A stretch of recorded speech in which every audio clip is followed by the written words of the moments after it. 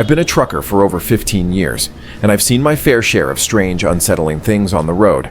Anyone who's driven the highways at night knows that the darkness holds secrets. Things that don't make sense. Things that make your skin crawl. Long-haul routes can do that to a person. Isolation, sleep deprivation, the endless stretches of road with nothing but the hum of tires and the crackling of the CB radio. Sometimes, you think you see things that aren't really there. At least, that's what I used to tell myself. It happened a few years ago on a lonely stretch of highway in West Texas, just outside of Fort Stockton. I was hauling a load of auto parts, making my way toward El Paso. It was a typical late-night drive, one of those endless hauls where time seems to blur, and the road ahead feels like it might never end. The sky was moonless, a thick layer of clouds suffocating the stars, leaving my headlights as the only source of light cutting through the overwhelming blackness. That's when I saw him, a lone figure standing by the side of the road, thumb outstretched. At first, I barely noticed him. My mind was on keeping my eyes open, resisting the weight of exhaustion settling on me. But as my headlights illuminated him, a strange, cold feeling crept up my spine. Something about him was wrong. He was too still, too stiff. Most hitchhikers shift their weight, pace a little, maybe wave to get attention. But this guy just stood there, unmoving, his arm extended at an unnatural angle. His clothes were worn and tattered, a faded flannel shirt and dusty jeans, and his face was pale, almost too pale, like he hadn't seen the sun in years. I don't usually pick up hitchhikers. Too many risks, too many stories. But something about this guy made me hesitate. Maybe it was the dead silence of the highway, the overwhelming feeling of emptiness, or just my own exhaustion playing tricks on me. Against my better judgment, I slowed down and pulled onto the shoulder. He moved immediately, climbing into the passenger seat with an eerie calmness. I glanced at him as I pulled back onto the highway. He smelled faintly of dust and old leather, like he had been out there a long, long time. "Where you headed?" I asked, trying to break the unnerving silence. He turned to me and smiled, a small, unsettling smile that didn't quite reach his dark, hollow eyes. "Wherever you're going." That should have been my first red flag. I tried to shake the discomfort creeping up my spine, focusing on the road ahead. The hum of the engine, the soft crackle of the radio. Things that usually felt familiar, grounding, suddenly felt distant, unstable. Then he spoke again. "You don't remember me, do you, Tom?" I felt a sharp jolt in my chest. I hadn't told him my name. I forced a chuckle, keeping my eyes on the road. "Must have me confused with someone else, buddy." But he just shook his head slowly, his smile never fading. "No, Tom. We've met before." My hands tightened on the steering wheel. The air in the cab had grown stale, suffocating. A heavy pressure settled on my chest, like something unseen was pushing down on me. I tried to keep calm, but my mind was racing. Who was this guy? How did he know my name? I snuck another glance at him, and for the first time, I noticed something that made my stomach turn. His clothes, they weren't just old, they were wrong. The flannel shirt he was wearing was identical to one I had owned years ago. The jeans had a faded tear on the knee, in the exact same spot mine had torn after an accident back in 2009. It wasn't just similar clothing, it was my clothing. I gripped the wheel tighter, my knuckles turning white. Then my headlights hit a road sign, and my heart nearly stopped. "Welcome to Arizona." I slammed on the brakes so hard that my rig skidded across the asphalt, tires screeching in protest. My pulse was pounding in my ears. I wasn't supposed to be in Arizona. I was supposed to be 200 miles away, heading west into New Mexico. How had I lost so much time? How had I driven so far without realizing? I turned to face my passenger, panic rising in my chest. But the seat was empty. The door was shut, the seatbelt still buckled, as if no one had ever been sitting there. My breath came in short gasps as I frantically scanned the darkness outside, looking for any sign of him. But the desert was silent, stretching out in every direction, vast and empty. And then, a sound. A faint, almost imperceptible whisper. I felt the hairs on my neck stand on end. The voice wasn't coming from outside. It was coming from my radio. I reached out with a shaking hand, adjusting the frequency. The static crackled and shifted until I heard it clearly. "See you soon, Tom." I ripped the CB radio cord out, my hands trembling. My chest felt tight, a suffocating dread wrapping around me like a vice. I sat there for a long moment, trying to make sense of it, but there was no logic, no explanation that would fit. I put my truck in gear and drove, faster than I ever had before, pushing the engine, refusing to look in my rearview mirror. By the time I reached a truck stop at the Arizona-New Mexico border, the first faint light of dawn was breaking over the horizon. I pulled into the parking lot, my hands still shaking as I killed the engine. I stepped out, taking deep breaths, trying to shake the feeling that something was still watching me. Then, out of habit, I pulled out my phone to check my messages. My blood ran cold. There was a single, unread text. No number, no name, just 3 words. "See you soon." I sat there, staring at the screen, my stomach twisted into knots. I don't know what happened that night. I don't know how I ended up in Arizona when I was supposed to be heading west into New Mexico. I just know one thing.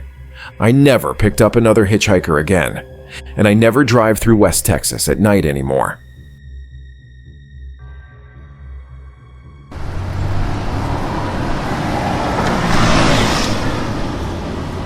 I never used to believe in that sort of thing. I figured most of the weird stories you hear at truck stops are just tall tales, exaggerations to keep lonely drivers entertained. But after one unforgettable night on Route 66, I don't just believe in those stories anymore. I lived one. It was a late autumn evening, and I was hauling a load of steel beams from Missouri to California. The highway was nearly deserted, just me, my rig, and the endless stretch of road ahead. The neon glow of long-forgotten motels flickered on the horizon, abandoned gas stations standing like silent ghosts along the roadside. I had just crossed into New Mexico, somewhere near Tucumcari, when my CB radio crackled to life. "Breaker, breaker. Any drivers out there? You got your ears on?" I hadn't heard another trucker in hours. I grabbed my mic. "Yeah, I hear ya. Who's this?" Static. Then another voice joined in. And another. Suddenly my radio was alive with chatter, multiple voices speaking over each other, truckers calling out locations, talking about weather conditions, warning of a state trooper hiding up the road. That was odd. I hadn't passed another truck in over an hour, and my GPS didn't show anyone nearby. I glanced at my side mirror, then my rear view. Nothing but empty highway behind me. I turned my attention back to the radio. "Westbound convoy. How's that load holding up?" one voice asked. "Rollin' steady, Jake." "We should hit Flagstaff by sunup," another answered. A convoy? That was even stranger. Convoys are pretty rare these days, mostly because trucking regulations make it hard to organize them legally. Most companies don't even bother. But these guys sounded like they were right behind me, just out of sight. I checked my mirrors again. Still nothing. Then I saw it. Headlights. Faint at first, then brighter, as if a long line of trucks had materialized from the darkness. I slowed down a little, expecting them to catch up, but they didn't. The lights stayed just far enough behind that I couldn't make out any details, just a row of glowing orbs floating in the night. I turned back to the CB. "Where are you fellas running from?" I asked, keeping my voice casual. Silence. Then a voice crackled through, low and distorted.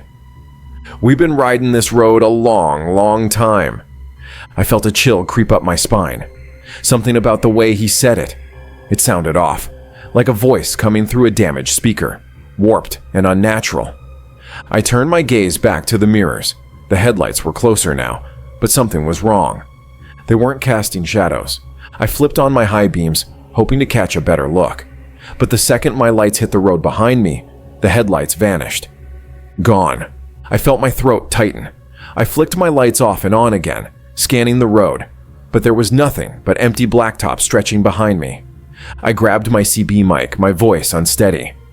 "You boys still out there?" The static hissed then, "Keep rolling, driver. Don't stop. Whatever you do, don't stop." My stomach dropped. I pushed my foot down on the accelerator, my rig roaring forward, tires gripping the worn asphalt beneath me. I kept my eyes locked on the road ahead, resisting the urge to look back. Then I heard it. A horn. Not just one. A chorus of truck horns blaring in unison. The sound rattled my bones, deafening, unnatural, vibrating through the very air around me. I couldn't take it anymore. I stole a quick glance at my side mirror, and my blood turned to ice. There they were, a full convoy of trucks. But they weren't normal trucks. Their headlights weren't casting light. They were just glowing orbs, floating like empty eyes. Their cabs were black silhouettes, and in the brief seconds I looked, I swore I saw drivers behind the windshields, dark figures sitting unnaturally still, hands gripping their wheels, heads turned slightly toward me. Watching me, I tore my gaze away, my heart hammering against my ribs. Then the voices on the CB returned, but this time they were different, distorted, guttural. A chorus of low, murmuring voices overlapping each other, speaking in a language I didn't understand. I slammed my foot on the gas, gripping the steering wheel so tight my knuckles turned white. The horns blared again, shaking the very air around me. The voices grew louder, words twisting into something inhuman. And then, silence. I risked another glance. They were gone. No headlights, no figures, no phantom convoy. Just me and the lonely highway, once again. I drove until I saw the glow of a truck stop on the horizon, my heart still hammering. I pulled in, parked, and forced myself to breathe.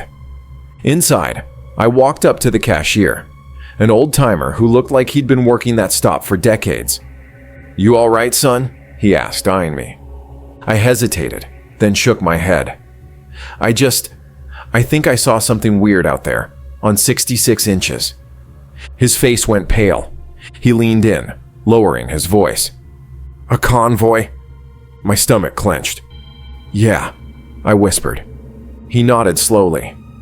"You ain't the first. Some truckers say they seen 'em. A convoy of rigs that never stop, never pull into stations. Some say they're old ghosts of drivers who got lost out there, stuck on that road forever." I swallowed hard. "What happens if they catch you?" I asked. The old man sighed, then said, "Ain't nobody ever lived to tell." That was the last long haul I ever took down Route 66 at night.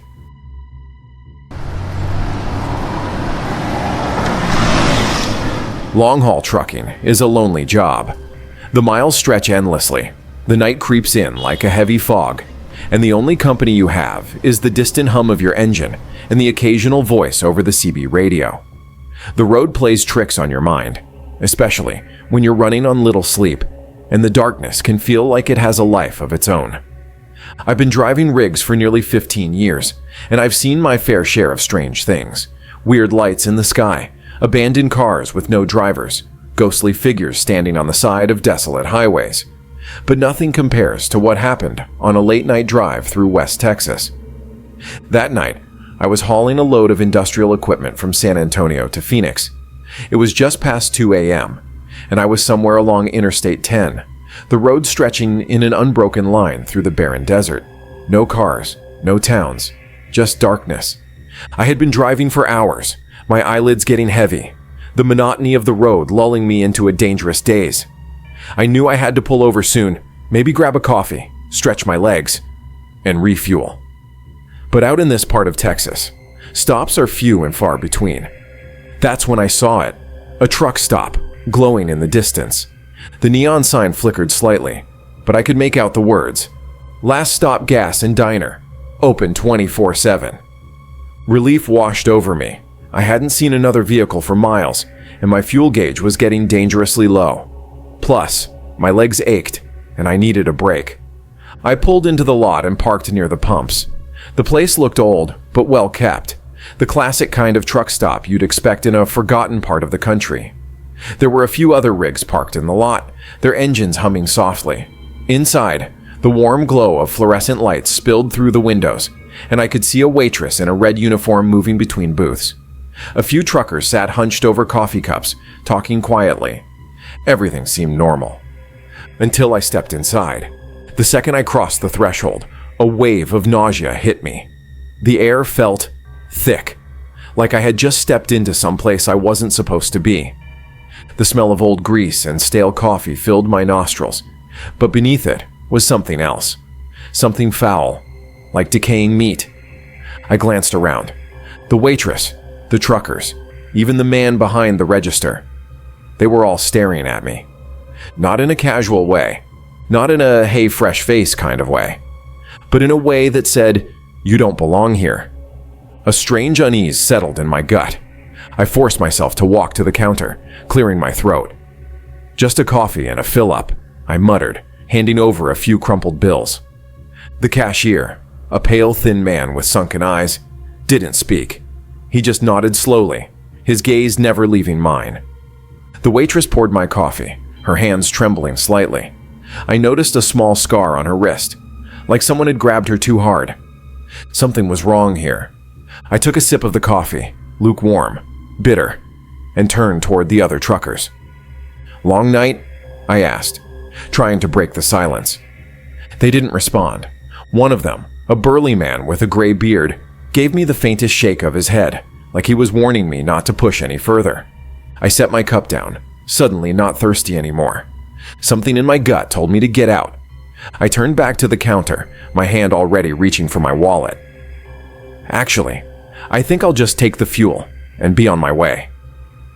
The cashier didn't move. But then, the waitress spoke up, her voice barely above a whisper. "You should leave. Now." My blood ran cold. I didn't hesitate. I turned on my heel and bolted for the door. As I stepped outside, I noticed something that made my stomach drop. The trucks in the lot were gone. My rig was still there, but the other semis, the ones I'd seen when I pulled in, had vanished. And that wasn't the worst part. The neon sign above the diner, the one that had been flickering when I arrived, was gone too. In its place was nothing but a rusted-out frame covered in vines. I felt a wave of pure dread crash over me. I ran to my truck, my heart pounding in my ears. I threw the door open, jumped into the cab, and slammed the lock shut. Then I looked up. The diner was gone. Not just dark, not just closed. Gone. Like it had never been there in the first place. I stared out at the empty lot, my hands trembling on the wheel. The pavement was cracked and overgrown with weeds, as if no one had been there for decades. I hit the ignition, my truck roaring to life. My fuel gauge was full, but I never remembered pumping gas. I didn't stick around to question it. I threw the truck into gear and tore back onto the highway, my eyes glued to the rearview mirror. There was nothing behind me, no diner, no lights, no signs of life. Just the empty road stretching into the darkness. I didn't stop driving until the sun rose over the desert horizon. A few days later, I told another driver about what I'd seen. He gave me a long, hard look and shook his head. "You found it," he muttered. "Found what?" I asked. "The lost stop. Some drivers claim there's a place out on the highway that only appears when you're too tired, too weak to fight it. A place that takes people." I swallowed hard. "Then how did I get away?" The driver just shrugged. "Maybe you weren't supposed to stop there. Maybe they let you go. Or maybe..." He paused, lowering his voice. "Maybe they're still waiting for you to come back." That was the last time I ever stopped at an unfamiliar truck stop at night. Trucking is a job built on solitude, long stretches of empty highway, isolated truck stops, and miles of darkness can make even the most seasoned drivers question what's real and what's just exhaustion playing tricks on the mind. But as we've seen in these stories, some things are more than just tricks of the imagination. A hitchhiker who knows too much, a phantom convoy moving through the night, a truck stop that vanishes into thin air. These aren't just random tales. They're experiences that real truckers have whispered about over late-night radio channels, warnings passed down to those who spend their lives on the road. If there's one thing to take from these chilling encounters, it's this. The road remembers. It carries the echoes of those who have vanished, the whispers of something unseen lurking beyond the headlights. Whether you believe in ghosts, unexplained mysteries, or simply the power of fear, one thing is certain. Not everything on the highway can be explained. So next time you find yourself driving down an empty stretch of road, your fuel gauge dipping low, the weight of exhaustion pressing against you, and a lone figure appearing on the roadside with their thumb out, think twice. Because out there, Beneath the vast and lonely sky, some rides never end.